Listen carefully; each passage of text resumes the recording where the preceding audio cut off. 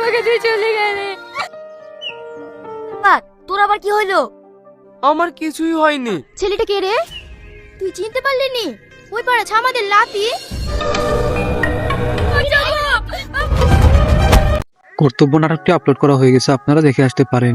কর্তব্য পার্ট 2 কবে আসছে জানতে হলে আমাদের এই ভিডিওটি প্রথম থেকে শেষ পর্যন্ত আপনাদের দেখতে হবে।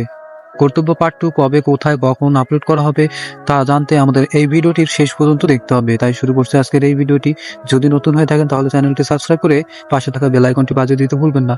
প্রিয় দর্শক, কর্তব্য নাটকটিতে শফিক, শ্রাবণী এবং আরো অনেকেই অভিনয় করেছেন।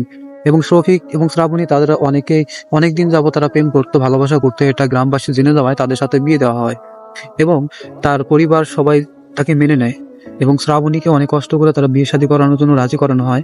এবং শফিকের এর ভিতরে একটা সমস্যা হয়ে যায়।